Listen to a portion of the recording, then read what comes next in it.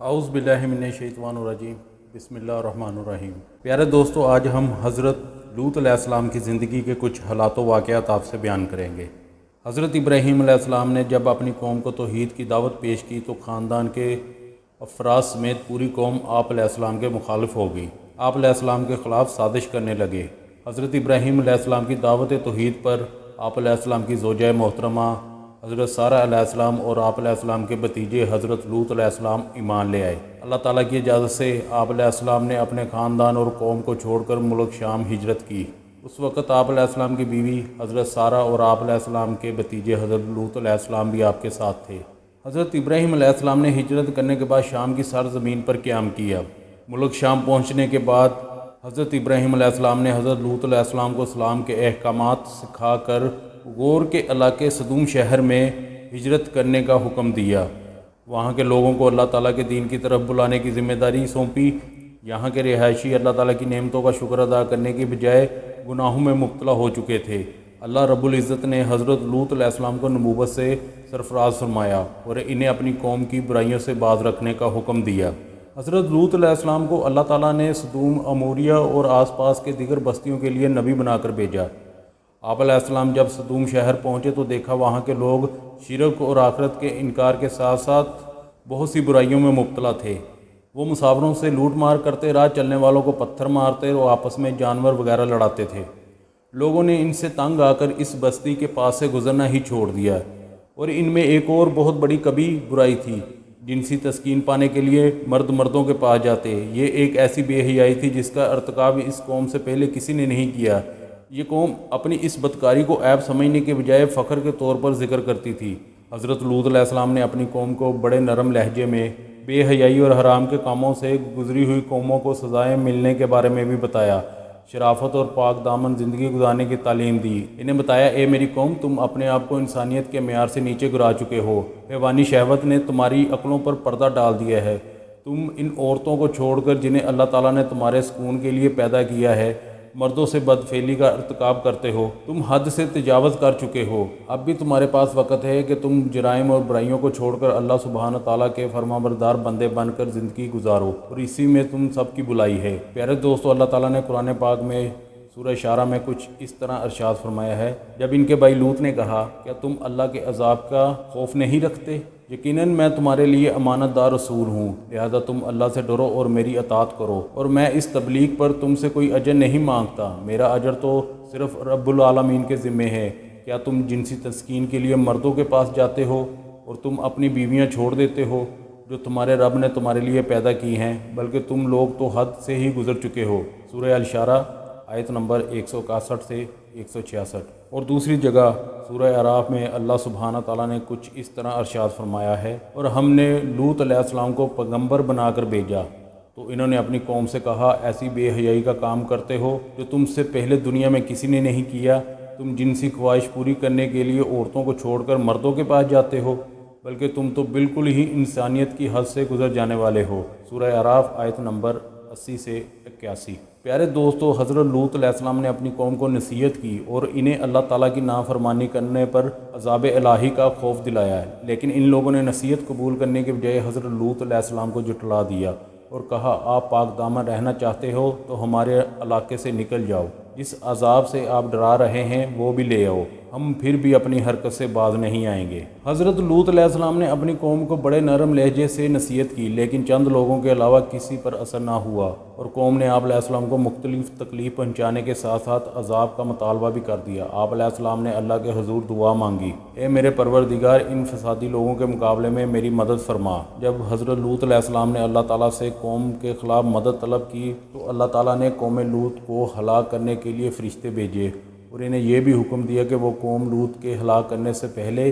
حضرت ابراہیم علیہ السلام کو ان کے بیٹے اسحاق اور پوتے یعقوب علیہ السلام کی خوشخبری دے دے۔ چنانچہ اللہ تعالیٰ کے فرشتے پہلے حضرت ابراہیم علیہ السلام کے پاس آئے اور انہیں بیٹے اور پوتے کی خوشخبری سنائی۔ پھر حضرت ابراہیم علیہ السلام کو یہ بتایا کہ ہمیں قوم لوط کو ہلاک کرنے کے لیے بھیجا گیا ہے۔ حضرت ابراہیم علیہ السلام کو فرشتوں کی زبانی جب قوم لوط کی ہلاکت کی خبر سنی تو ہمدردی کا اظہار کرتے ہوئے قوم لوط کی جانب سے دفاع کے طور پر کہنے لگے کہ تم اس قوم کو کیسے ہلاک کرنے جا رہے ہو جس میں اللہ تعالیٰ کے برگزیدہ نبی لوط علیہ السلام موجود ہیں۔ فرشتوں نے عرض کیا ہم سب جانتے ہیں، ہمیں حکم دیا گیا ہے ہم پوری قوم کو ہلاک کر دیں گے سوائے لوط علیہ السلام کے اور ان کے خاندان کے، البتہ لوط علیہ السلام کی بیوی عذاب الہی کا شکار ہوگی۔ اللہ سبحانہ تعالیٰ نے سورہ عنکبوت میں کچھ اس طرح ارشاد فرمایا ہے، جب ہمارے بھیجے ہوئے فرشتے اسحاق علیہ السلام کی خوشخبری لے کر ابراہیم علیہ السلام کے پاس آئے تو فرشتوں نے یہ خوفناک خبر دیتے ہوئے کہا ہم اس بستی سدوم والوں کو ہلاک کرنے والے ہیں، اس لیے کہ یہاں کے رہنے والے ظالم اور گناہ گار ہیں۔ ابراہیم علیہ السلام نے کہا وہاں تو لوط علیہ السلام بھی موجود ہے، تم انہیں کیسے ہلاک کرو گے؟ فرشتوں نے کہا ہم خوب جانتے ہیں وہاں کون ہے، بلا شبہ ہم لوط علیہ السلام اور اس کے خاندان کو بچا لیں گے سوائے اس کی بیوی کے جو پیچھے رہ جانے والوں میں سے ہوگی۔ سورہ عنکبوت آیت نمبر 31 تا 32۔ حضرت ابراہیم علیہ السلام کو بیٹے اور پوتے کی خوشی دینے کے بعد وہ فرشتے حضرت لوط علیہ السلام کے پاس نہایت حسین و جمیل نوجوان لڑکوں کی صورت میں مہمان بن کر سدوم پہنچے۔ حضرت لوط علیہ السلام ان خوبصورت مہمانوں کو دیکھ کر گھبرا گئے اور اس بات سے ڈر گئے کہ ان کی بدبخت قوم ان مہمانوں کے ساتھ کہیں برا سلوک نہ کرے۔ حضرت لوط علیہ السلام اسی فکر میں تھے کہ قوم کے لوگوں نے آپ علیہ السلام کے پاس آنے والے مہمانوں کے بارے میں معلوم ہو گیا اور انہوں نے آ کر حضرت لوط علیہ السلام سے یہ مطالبہ کیا انہیں ہمارے حوالے کرو تاکہ ہم اپنی جنسی خواہش پوری کریں۔ آپ علیہ السلام بہت غمگین ہو گئے۔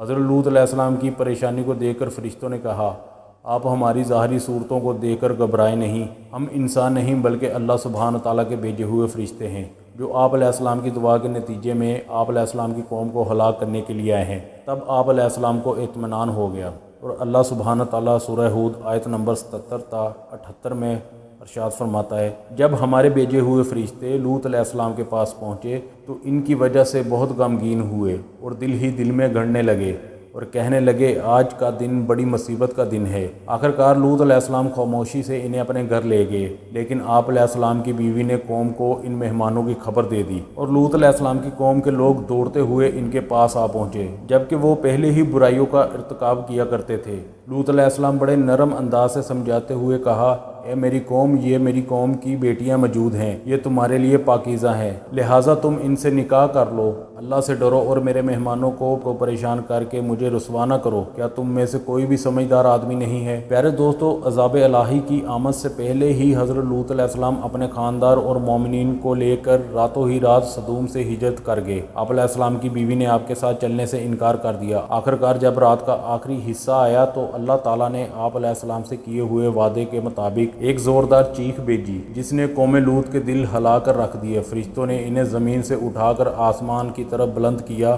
اور پلٹ کر دوبارہ زمین کی طرف پھینک دیا، پھر ان پر نشان زدہ مخصوص پتھروں کی بارش برسائی جس سے وہ تباہ و برباد ہو گئے۔ اس واقعے کو اللہ رب العزت نے بعد میں آنے والی قوموں کے لیے عبرت بنا دیا۔ سورہ حجر میں آیت 65 سے 66 تک اللہ سبحانہ تعالیٰ فرماتا ہے جب رات کا کچھ حصہ باقی رہ جائے تو آپ اپنے خاندان اور ایمان والوں کو لے کر یہاں سے نکل جائیے اور آپ اپنے خاندان کے پیچھے چلیے اور تم سب لوگوں میں سے کوئی بھی پیچھے مڑ کر نہ دیکھے اور جہاں جانے کا حکم دیا جا رہا ہے وہاں چلے جائیے۔ ہم نے اسے لوط علیہ السلام کو اپنا فیصلہ سنا دیا، صبح ہوتے ہی ان مجرموں کو جڑ سے کاٹ دیا جائے گا۔ پیارے دوستو، قوم لوط کو ہلاک کرنے کے بعد اللہ تعالیٰ نے ان بستیوں کی جگہ ایک بدبودار جھیل بحر میت کے نام سے بنا دی جس کا پانی اور ارد گرد کی زمین سے کوئی فائدہ نہیں اٹھایا جا سکتا۔ یہ اللہ تعالیٰ کی طرف سے اس کی عظمت اور قدرت اور اس کی پکڑ کی ایک نشانی ہے۔ سمجھدار لوگ قوم لوط کے انجام سے سبق حاصل کرتے ہیں، ان برائیوں اور ہم جنس پرستی وغیرہ سے بچتے ہیں جو ان کے اندر موجود تھی، جبکہ بے سمجھ لوگ ان جرائم کا ارتکاب کر کے اپنے آپ کو عذاب الہی کا مستحق بنا لیتے ہیں جس وجہ سے قوم لوط ہلاک ہوئی۔ اللہ سبحانہ تعالیٰ ہم سب کو اس جرائم سے بچنے کی توفیق عطا فرمائے جو قوم لوط کی ہلاکت کا سبب بنی اور ہمیشہ اپنی رحمت کا نزول فرمائے، ہماری دنیا کی زندگی میں بھی خوشحالی گزرے اور آخرت میں بھی جنت الفردوس کا داخلہ نصیب ہو۔ آمین ثم آمین۔